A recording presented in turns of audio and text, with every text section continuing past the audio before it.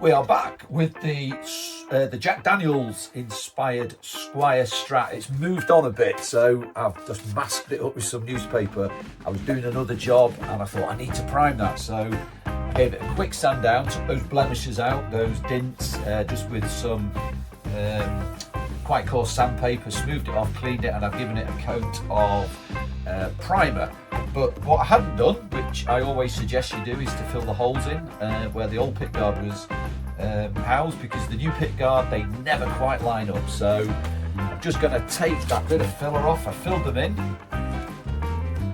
You see it? Yep, you can see a bit of filler on the top there. These are covered up, so this isn't critical, but I always like to fill the holes. So we'll just smooth those down and we'll give the body a quick sand off with a finer sandpaper. So I'm using quite a coarse grit here just to get rid of that filler, and I'm going to use a finer grit just to give the body a nice finish before we give it its first coat of colour. So let's crack on.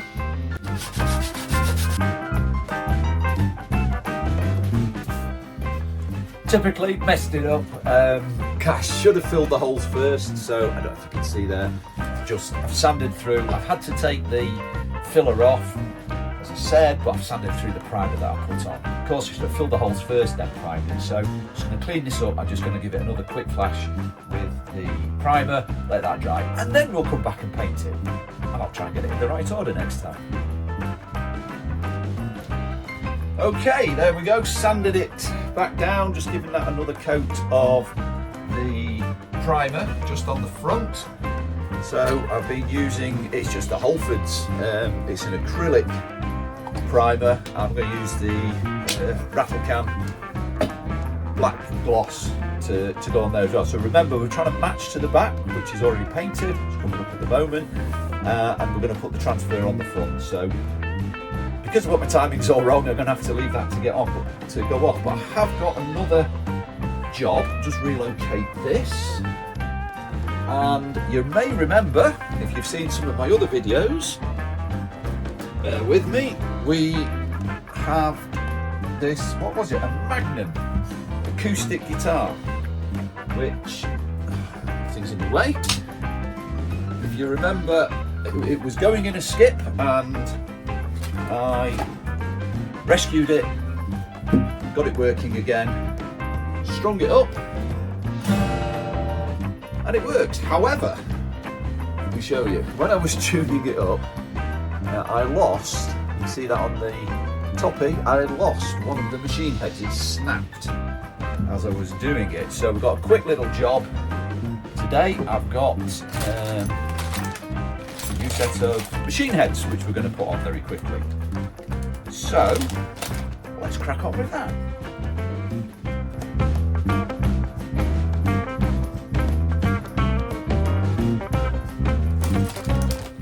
Let's check that they are the same size.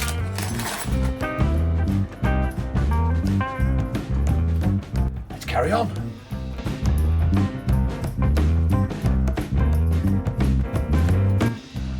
There we go, all the new machine heads back on.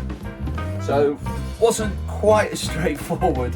I'm glad I wasn't recording that bit because they didn't quite fit. The observant of you may have noticed I didn't put the cover on when I attached the first one, so I had to take that off.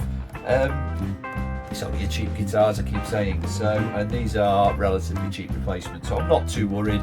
They're not quite as in line as they were with the original set, but I'm going to keep those because you never know, might need some spares in the future. So I'll put those to one side, new set of ferrules there I'm going to keep, and then we'll just restring this back up. There we go, all done, hopefully. And it plays, brilliant, we saved it. Quick tune, guess what it is?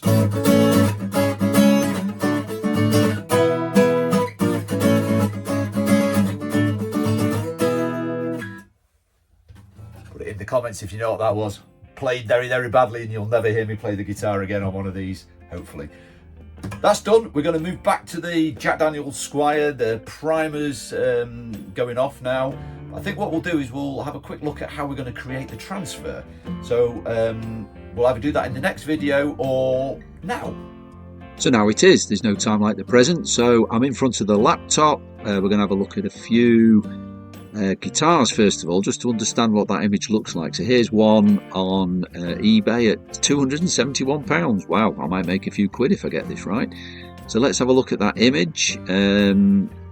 We get a bigger one there. We can see, look, you know, it's got Jack Daniels, it's got the oval logo, it's got Tennessee whiskey, it's got some scrolling around it, and some text on the left and the right, and a little bit across the bottom. So then I went to look at some Jack Daniels logos.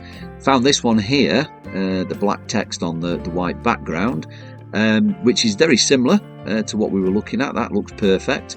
And then this bigger one next to it is looks like it's off the bottle, but this one has the writing down the sides that we need, but the bit in the middle is all wrong. So I can use both of these, get them into the graphics package and pick which bits I need off both of those logos to create the one logo that I need. Now, if we remember looking just at that design, there's a lot of distressing on the lettering, so the logos we've got there on the screen are solid letters.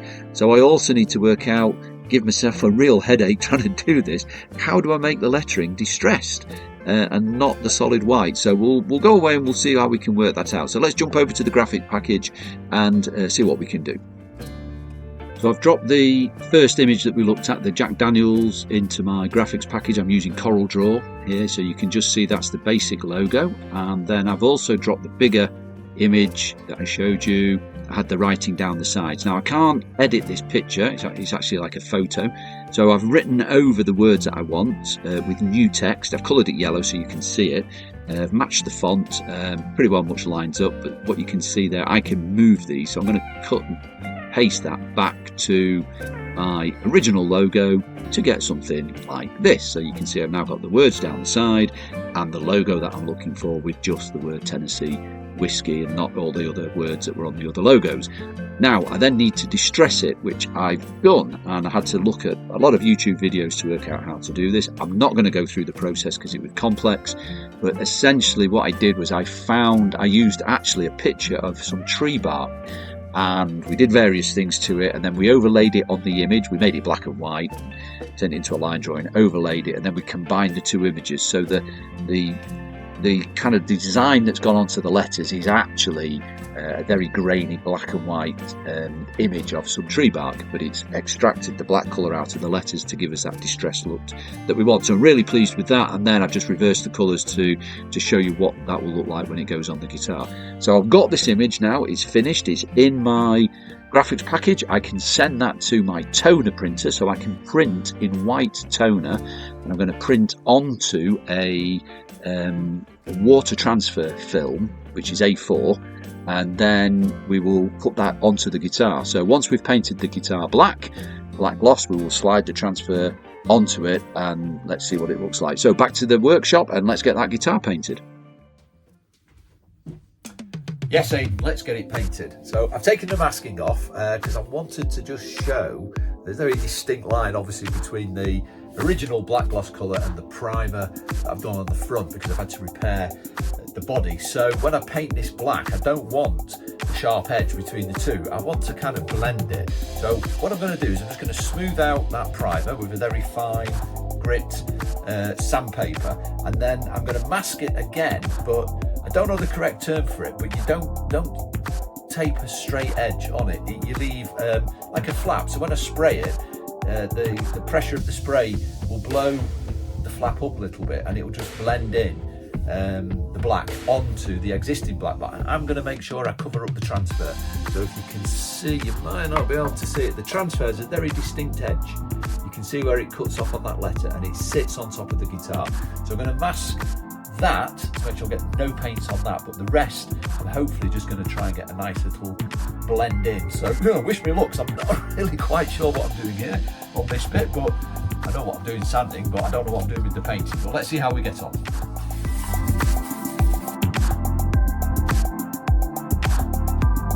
Okay, so nicely sanded off, and now I need to mask up where the transfer is. I will mask up most of these top horn as well, because that's pretty nice, no point going over that on the back.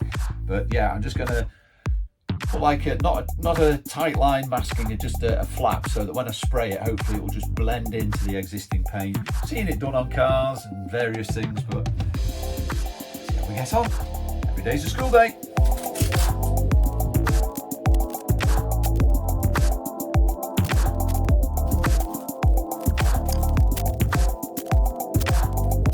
There we go, we're masked up again. It's all a bit loose and rough, but to be honest, I shouldn't be spraying on the back. I'm only going to be spraying on the front. So I like to spray outside when the weather's nice and warm. It's not so good today, so I am going to have to use the spray booth, which you'd think I'd normally do, but it does create a lot of overspray and the workshop's a bit small. So I am going to attach my little mount to allow the guitar to hang on the spray frame. Right, we're loaded up in the booth, ventilators on, the heat lights are on. I'm not going to move the camera because I'm all set up, but I've got infrared lights just to create a bit of heat protection. Let's put that up and see you on the other side. Wish me luck.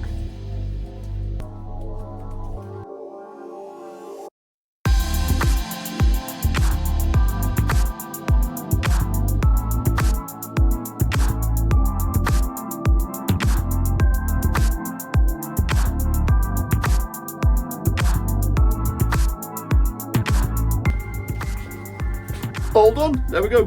Just about ran out of paint, or just about had enough paint. It stinks in here. I'm going to dive outside and get some fresh air.